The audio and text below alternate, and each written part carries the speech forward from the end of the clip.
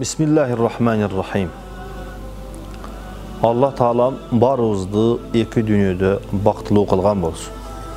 Жана барыбызды бактылуу кылбай кое турган нерселерден сактаган болсун. Бактылуулукка, ийгиликке жетиш үчүн бир нече себептер болсо, инсанды бактылуулукка, ийгиликке жеткизбей кое турганда бир нече себептер бар. Алардын эң эле биринчиси Allah Taalaga karşı çıkıp Allah Taala'nın buyruğun atkarbay koyuda. Allah Taala bu turasında mınday deydi. وَمَنْ يُرِدْ أَنْ يُضِلَّهُ يَجْعَلْ صَدْرَهُ ضَيِّقًا حَرَجًا كَأَنَّمَا يَصَّعَّدُ فِي السَّمَاءِ. İnsandı eş nersesi жоқ эле асманга көтөрсөң, ава жетпей калган убакта инсан кандай кыйналат? Жүрөгү ава жетпей калса кандай кысылат? Алла Таала кимди адаштырам десе, бактысыз кылам десе, анын жүрөгүн ушундай ава жетпей кыйналган сыяктуу кылып коет дейт. Андыктан адамды, инсанды ийгиликке, бакытка жеткизбей кое турган эң эле чоң жана эң эле биринчи себеп бул Алла Таалага ишенбей, же болбосом анын айтканын кылбай койгондук. Ал эми экинчиси күнөө иштерди кылгандык. Тетирисинче ким бактылуу болсо, биз айтканбыз мурунку башка берүүбүздө аятта "Мен амила салихан", ким жакшы амал кылса деген. Ал эми бактысыздыкта болсо, ошонун эле тетириси кимде ким күнөө иштерди кылса, ал адам бактысыз болот дейт. Себеби ар бир күнөө иш адамдын жүрөгүнө кара дак болуп түшөт. Күнөө көбөйгөн сайын ал жүрөктү ушул дат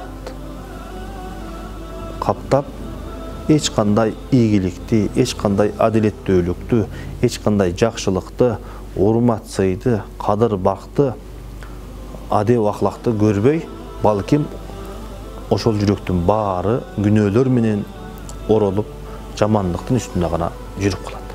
Демек, экинчи себеп, бактысыздык алып бара турган экинчи себеп бул күнөөкөрлүк. Жана ошол күнөөдө ар дайым токтобостон болуу. Себеби инсан бардык адам ката кетирүүчү, кемчиликтүү. Бирок ошолордун эң коркунучтуусу ошол күнөөнүн үстүндө жүрө бергендик. Бул жерде Алла Тааланын кайтарган нерсеси күнөө кылбай эч качан күнөөгө түшпөй койгула деген эмес. Балким инсан күнөөгө түшүп, Алла Таалага жакын болуп, Алла Тааладан кечирим сурап, тооба келтирип, балким Алла Таалага жакыныраак болот.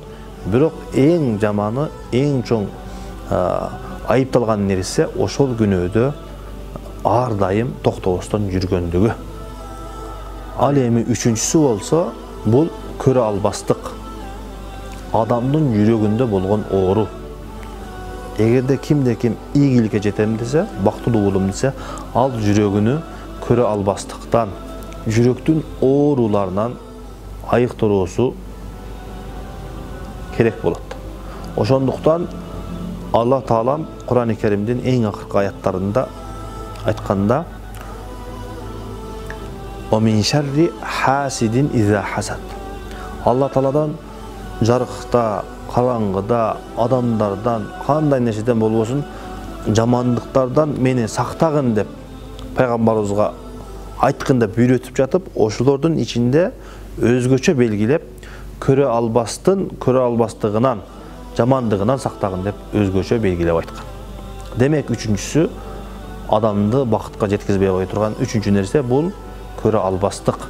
Себеби ал от күйгөндөн кийин ошол отундардын баарын күйгүзүп бүтүп, эч нерсе таппай калганда от өзүнө өзү жейт дейт. Ошондой көрө албаган адамдагын кайсы адам ийгиликке жетсе, жакшылыкка жетсе, байлыкка жетсе, алардын баардыгын көрө албай отуруп, акыры ал инсан өзүнүн ден соолугун, өзүнүн жүрөгүн, өзүнүн акылын, өзүнүн башын жейт. Алла Таалам барыбызды мындай ооруlardan сактаган болсун. Ал эми төртүнчүсү болсо адамдарга болгон душмандык. Бул душмандыктагы жүрөк ооруларынан кайсы бир адам тууганы, досу, коңшусу, кайсы бир адам бир жамандык кылып койгон болсо, болду, ошол адамга мен кайрадан жамандык кылышым керек же ошонун жообун беришим керек деп жүрүп, өзүнүн ден соолугун, өзүнүн акылын, өзүнүн бактылуулугун жок кылат. Ошон үчүн Алла Таалам бейиштегилерди сыпаттап, аларды мактаганда, алардын жүрөктөрүндө башка адамдар үчүн эч кандай жаман көрүү, душмандык жок дейт. Бейиштеги рахаттардан демек, адамдардын жүрөгүндө душмандык, жаман көрүү жок. Эгерде кимде-ким бул дүйнөнүн бейишине кирем деген болсо, анда жүрөгүндөгү ушул оорулардан, душмандыктан арылсын, ал бул дүйнөнүн бейишине кирген болот. Төртүнчү, инсанды ийгиликке, бакытка жеткирбей кое турган нерселерден төртүнчүсү бул ачуулануу. Сүйүктүү пайгамбарыбыз саллаллаху алейхи ва саллям бекеринен сурап келген сахабага 3 жолу кайрадан кайра ачууланбагын, ачууланбагын деп бекеринен айткан эмес экен. Себеби бул ачуулануу адамды бактысыздыкка, келишпегендикке, урушкандыкка, душмандыкка алып бара турган нерсе. Жана момундардын сыпаттарынан эгерде алар ачууланышса кечиришет дейт.